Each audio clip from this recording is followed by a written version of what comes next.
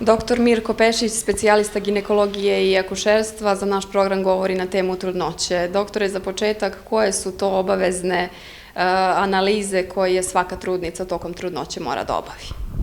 Ovako, ja bih najprej rekao da je trudnoća fiziološko stanje. Naš narod to zove lepo drugo stanje, koje može da protekne sa različitim simptomima, različitim odstupanjima u fizičkoj, u psihičkoj sferi kod jedne žene, stanje koje rezultira rađanjem deteta i koje traži odgovarajuću negu, odnosno odgovarajuće praćenje u toku trudnoće. U našem gradu to se odvija na dva nivoa. Prvi nivo je služba za zdravstvenu zaštitu žena, nekadašnji dispanzer za žene, to je primarni nivo, i na sekundarnom nivou to je odeljenje ginekologije i porodilište bolnice u Aranđelovcu. Sve počinje sa dolaskom žene na pregled, koja ili zna ili sumnja da je trudna, gde je jedna od prvih stvari koja treba da se uradi je dokazati da je žena trudna, i što je naravno bitno da je trudnoća u materici, da je trudnoća uredna.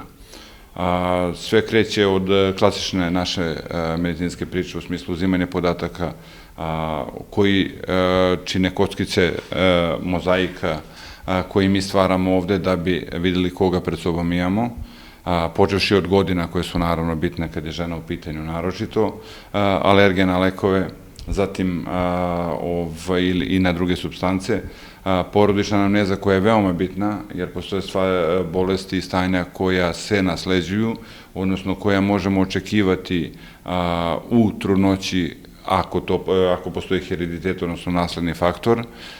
Lična anamneza je takođe veoma važna, jer nam daje podatke o pacijentu, o ženi koju imamo, o tome šta ona zna o svom zdravlju, da li boluje od neke hronične bolesti, da li je postojala neka ozbiljna povreda operacija, da li postoji neka akutna bolest. Jednostavno sve su to simptomi, sve su to signali, impulsi koji nas orijentišu u nekom pravcu i usredsređuju našu pažnju koja bi odstupala od uobičajenog praćenja trudnoće.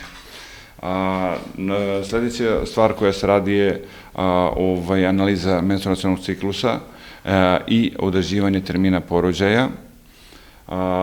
Što se tiče termina porođaja, nalazim za potrebno da kažem da ono što se naziva terminom porođaja, to je datum koji se zove orijentacioni, verovatni termin porođaja je upravo tako, orijentacioni, verovatni, izračunava se na više načina koji su naučni i tog dana se porodi 2 do 3% žena.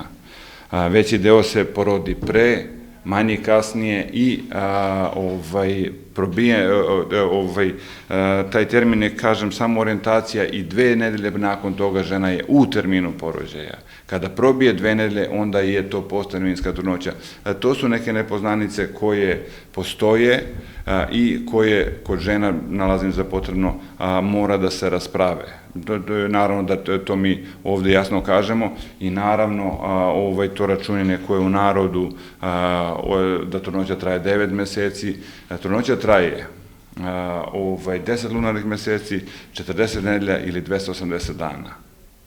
Znači, po slovu nauke, mi ne poznajemo neke druge kalendare i u tom smislu se i orijentišemo, računamo trudnoću kao i ispitivanja i pretrage koje su potrebne.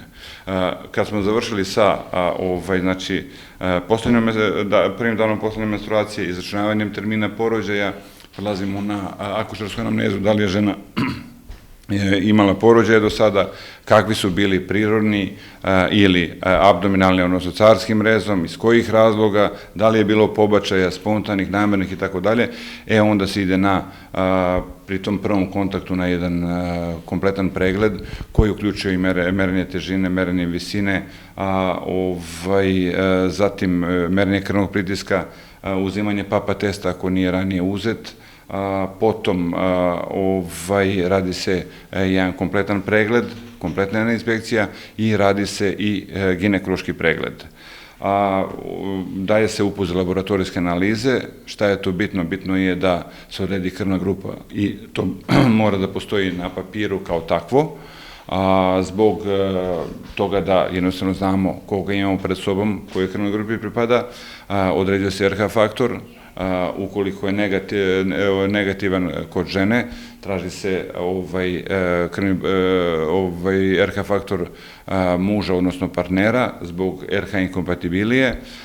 Potom se radi u prvom trimestru HIV test i klasična biohemijska laboratorija. Sa tim rezultatima se, kao i TPH, odnosno pregled na sifilis, to je sve u prvom trimestru koji traje 14 nedelja. I sa tim rezultatima žena dolazi na kontrolni pregled gde se naravno vidi da li ima odstupanja i da li treba da se interveniše. U prvom trimestru se radi double test, to je screening na najčešće hromozomske anomalije, odnosno aberacije i najbolje ga raditi u 12. nedelji gestacije. Postupak je takav da žena u 12. nedelji, naravno kada ginekolog kaže dođe na ultrazvuk,